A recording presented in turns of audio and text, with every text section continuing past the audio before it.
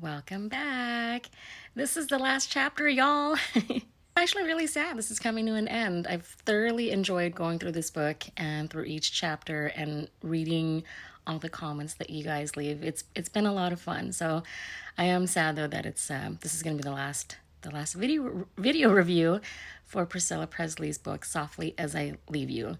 So today we're going to be going over chapter 20. I'm also going to be going through the epilogue, which I highly recommend you stick around for, because Priscilla's going to explain why her stories have changed over the years. All right, let's get started. Priscilla says that Graceland is like an old manor house in England with its own private cemetery. So is it really common for English manors to have like family cemeteries on the grounds? I know that Ozzy Osbourne, I just got into him a couple years ago too. I know that he was buried at his home, Welder's house.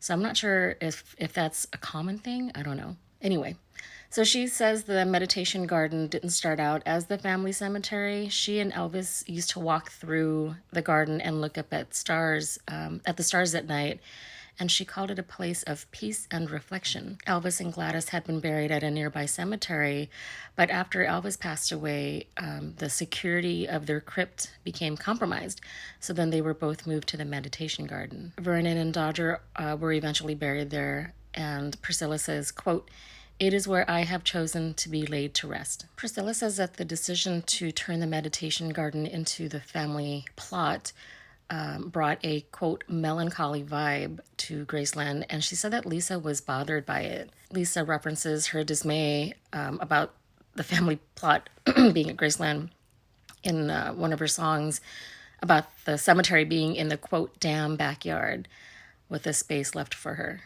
Priscilla said that it made sense, though, to have the family buried next to the home that they loved so much. Lisa's public funeral was scheduled for January 22nd, and it was to take place at Graceland. She says something very interesting to me here. I'm going to quote her. Quote, "Graceland was handling the logistics because a large crowd was expected." Who at Graceland? Like, who is she referring to when she says Graceland? I think I read somewhere, one of my commenters had said that she had been fired or let go, that she had, I don't know, this is strange. Priscilla said that during this time, she concentrated on keeping herself and the family together. She said that being raised in a military family, you're taught not to show any emotions, and if you begin to unravel, you have to tell yourself to get it together. She says the British call this, quote, keeping a stiff upper lip. She says not showing any emotions came in handy when she was in Germany and Elvis was leaving to go back home to the U.S. She said that she didn't think she'd ever see Elvis again, and she felt very emotional, but that she had to keep a stiff upper lip because Elvis told her that he didn't want to see her sad. So on the day that he left, she fought back tears and waved goodbye to him, smiling as photographers took pictures of her. Priscilla says, I'm going to quote her here, I didn't want to share my grief with the rest of the world anyway. I am naturally a private person, and I find it painful to expose my intimate feelings publicly. Priscilla says that she's the matriarch of the family, and it's her responsibility to provide leadership to her mourning family members, adding that her 3 granddaughters' needs came first. Lisa's private funeral was held the night before the public funeral. She says the service took place at a chapel called Chapel in the Woods, and this chapel is sometimes referred to as Graceland Chapel. This chapel was built in the woods adjacent to Graceland, and it's small. It accommodates about 100 people. Priscilla said that family and close friends were in attendance for the private funeral, and there was a bag check, meaning no cameras or recording devices were allowed. They didn't want any possibility of someone taking pictures of Lisa Marie in her coffin and that getting leaked. She said that guests also had to sign an NDA, a non-disclosure agreement, and that security was very tight. It was so tight, in fact, that her brother's wife almost wasn't let in because his name was on a guest list, but somehow hers had been accidentally left off. She says that the chapel has floor-to-ceiling windows, and it looks out into the forest. And I looked up this chapel. I've seen pictures of the inside, and it is gorgeous. When you walk in, on the left is a wall with brick columns, and then when you look straight ahead, it's a floor to ceiling window where it looks out into the woods. And then on the right is also floor to ceiling windows. It's really pretty. You guys should look it up. Anyway, Priscilla says that Lisa's casket was placed in the front with the forest backdrop. She said, quote, "The trees outside were bleak and frosted with winter, with a crescent moon in the sky. The light was gentle on Lisa's face." She says that that night was a blank to her. She remembers Sarah Ferguson being there. She says she remembers Navarone sitting next to her. And then she recalls some people coming up to her and offering condolences. She said that she didn't realize that at that time, Ivy, her cousin Ivy, was always close by to intervene if things became too overwhelming for Priscilla. Ivy saw how pale Priscilla was in her grief and that she wanted to be near Priscilla in case she fell again. After the service was over, the people were ushered outside, and the family members, Lisa's family, were allowed to remain inside so that they could say their final goodbyes. Priscilla said that she stayed until the very end and had brought a memento to place in Lisa's casket. She describes it as, quote, "a small object that Lisa loved as a toddler. I'd kept it ever since, safely tucked away, a precious reminder of the little blonde girl my daughter once was." She says that she tucked this memento under Lisa's hand and kissed Lisa goodbye for the last time, just as she had done with Elvis almost 50 years earlier, just a few hundred yards away at Graceland. So she doesn't say exactly what this memento is, it's just a small memento. But I wonder if it's the Snoopy doll that Lisa loved. Remember in her book, in Lisa's book, she talks about that Snoopy doll. Priscilla said that the family agreed on the manner of Lisa's final journey. Her casket was placed on top of one of her golf carts, and pallbearers stood on each side as it was driven from the chapel to the meditation garden. Everyone then left to go back to their hotels except for Priscilla and Riley. Priscilla says that they stayed to watch the crew prepare Lisa's sarcophagus, which was identical to Benjamin's, and that they were even able to get the same marble that was used on Benjamin's. She says that Ben's sarcophagus had been moved a few inches over so that Lisa could lay beside him. Late that evening, Lisa was laid to rest next to Benjamin, and Priscilla says, quote, "My sweet Riley was with me as we said our final goodbye." The next morning, there were thousands of people waiting for the public service on the front lawn at Graceland to start. She said 100,000 viewers tuned in on the live stream online. A tent and a stage with a grand piano were set up in front of the house, and Lisa's family sat in the front row. Michael and the twins sat next to Riley and her husband. Next to her would be Priscilla, then Navarone, then Jerry Schilling, and then Danny Keough. Can I just say, so I don't know much about Danny's relationship with Lisa. I mean, I know that they were close, but to have a love that lasts that long, like the love for each other through the end, I think was so amazing. And I've kind of wished that they got back together. Just me. Priscilla said that the family was staged in the house and they were set to walk out to the tent. And she said it was her responsibility to lead. When they exited the house to the tent, it was quiet except for the sound of Elvis singing over the speakers, I come to the garden alone while the dew is still on the roses." She said the walk to the tent wasn't a formal procession. Navarone held her the same way Jerry had held Lisa Marie a couple weeks earlier. One of the speakers was the mayor of Memphis, who said, quote, "Before Jay-Z and Beyonce had Blue Ivy, our own royal couple, Elvis and Priscilla, had a beautiful bundle of joy named Lisa Marie in 1968. And he said that she was a, quote, "star of hope" after the assassination of Martin Luther King Jr. Sarah Ferguson also spoke. Priscilla describes Sarah as, quote, "one of the most unassuming, authentic people I know." Sarah referred to Lisa as her sissy, aka sister in friendship. Jerry Schilling spoke first for the family. He called Lisa Memphis from the moment that he met her when she was a newborn. He said Lisa was the only person he knew who could intimidate Jerry Lee Lewis. And he also said that the last thing that Lisa said to him as he helped her into the car at the Golden Globes Awards was, "Jerry Schilling, I love you." Priscilla spoke next, and she read a letter that was written by Harper. After she read the letter, she says that all she could manage to say was, quote, "Our hearts are broken, Lisa. We all love you." And then Riley's husband also read a letter that Riley had written. Axl Rose sang November Rain. She says that the Blackwood Brothers, a music group that was founded by the late James Blackwood, performed as well. Priscilla says that Elvis had worked with the group professionally, but that Elvis considered the members friends. Billy Blackwood, James's son, shared a story. He said that one night Elvis called his father and asked him to come over to meet someone. So Billy and his dad drove to Graceland. And they went inside and they waited for Elvis. And after a few minutes, Elvis came down the stairs holding a little bundle. And Elvis said to James, quote, "Mr. Blackwood, this is my little girl, Lisa Marie. Lisa, this is Mr. Blackwood, one of my heroes." Priscilla said the Blackwoods sang at Gladys's funeral as well as at Elvis's funeral, and now they were singing at Lisa's. She says the next song the group sang was one that, quote, "Elvis always asked the audience to maintain a sort of holy silence when the Stamps Quartet sang it."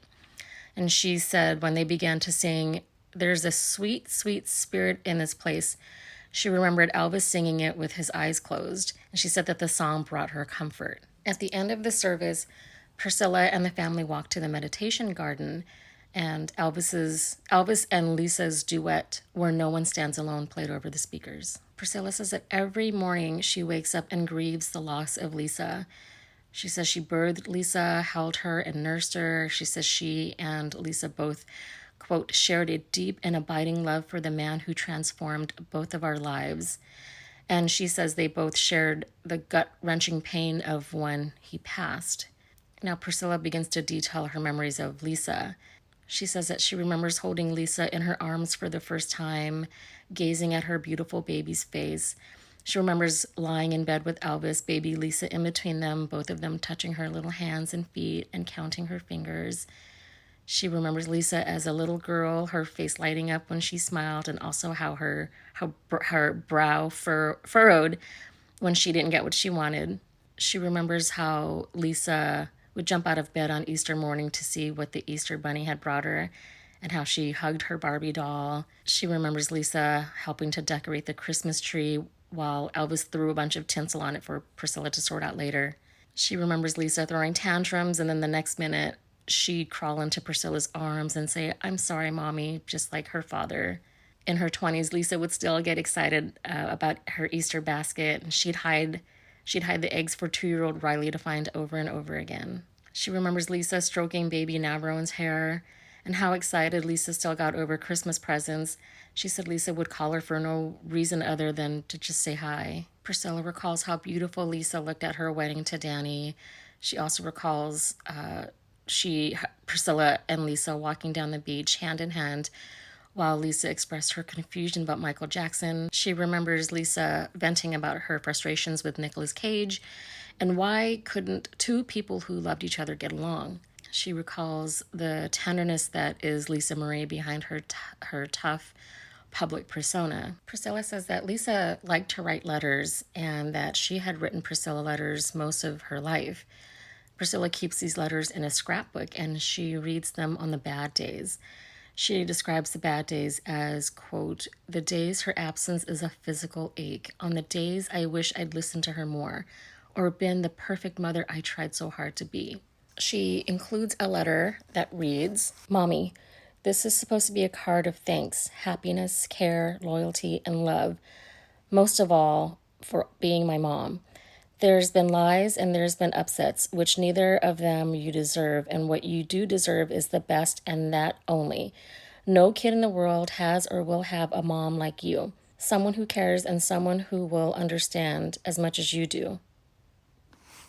Sorry, someone's ringing my doorbell. Sorry about that.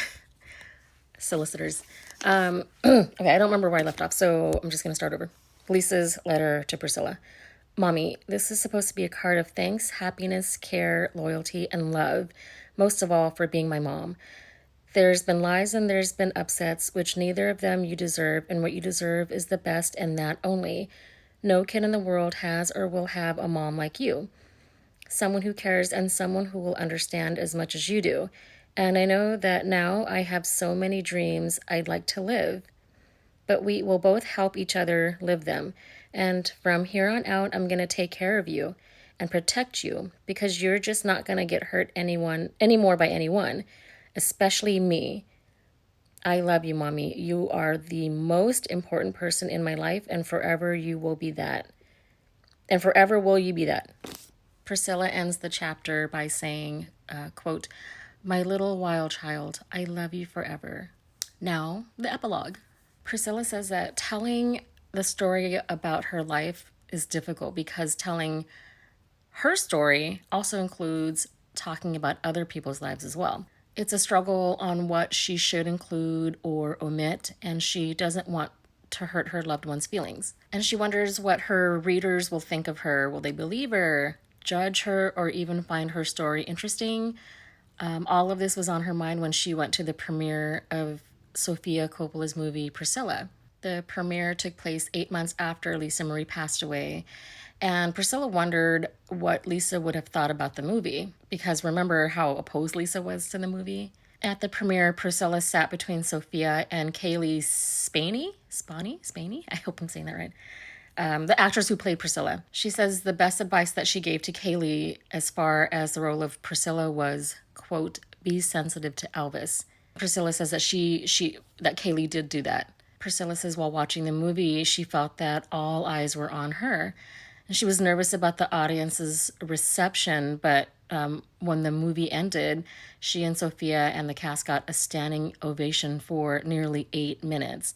She says it was humbling. Priscilla says that the movie Priscilla covers only 14 years of her life, while this book covered 8 decades. I'm going to quote Priscilla here. Quote, "Writing it has been a learning experience on many levels. I have seen how memories change with the passage of time. What is raw and immediate while you are young may soften with context and experience. We remember the things that are important to us at the time, but our priorities change. That is true of my memories of Elvis. I have always loved and admired him, but the more than 4 decades of living without him have taught me how rare and extraordinary he was as a human being, how rare and extraordinary our love for each other was. I have never felt anything remotely like it since."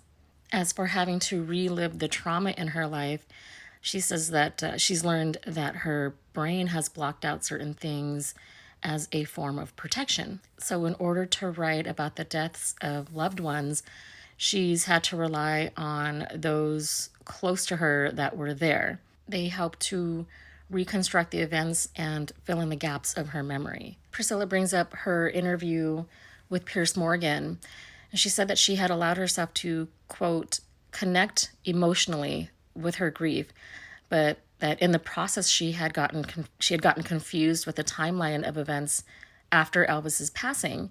And she says she didn't realize this until much later.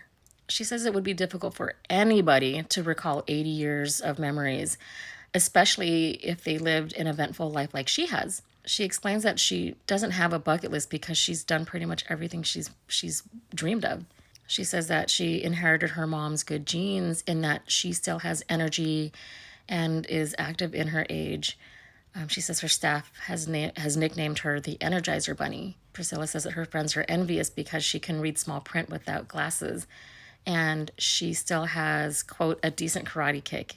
She still travels the world to do her shows or attend conventions. She says she's also actively creating new projects. She says last year she co-created and produced with Jerry Schilling the documentary Return of the King, the Fall and Rise of Elvis Presley. She says that she chooses to focus on the positives in life despite going through so much loss. She lost her mom, but she carries on her spirit and traditions. She lost Lisa Marie, but she still has a son who loves her very much.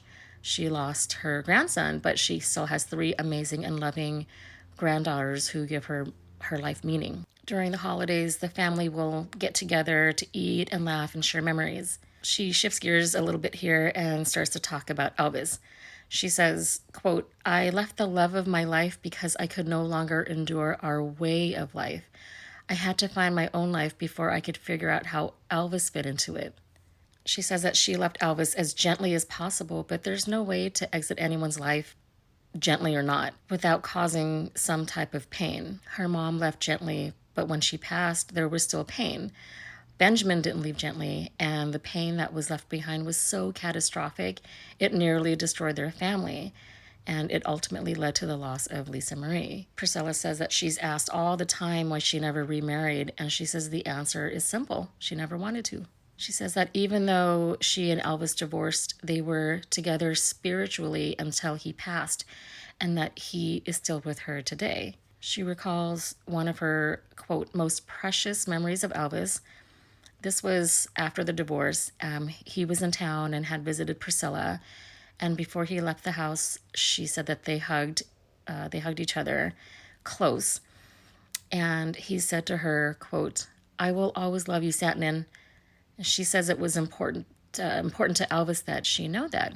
And as Elvis walked away, he's saying, "So I'll go, but I know I'll think of you every step of the way, for I will always love you. I will always love you." Priscilla adds, "What would I tell my 14-year-old self if I could go back in time? Get ready. Hold on tight, sweetheart. It's going to be a wild ride. It will be the trip of your life." That's the end of the book. Thank you so much for joining me and watching these videos. I really, really hope that you guys enjoyed them. I'll be doing more book reviews, so hopefully you join me for those too. I'll see you then.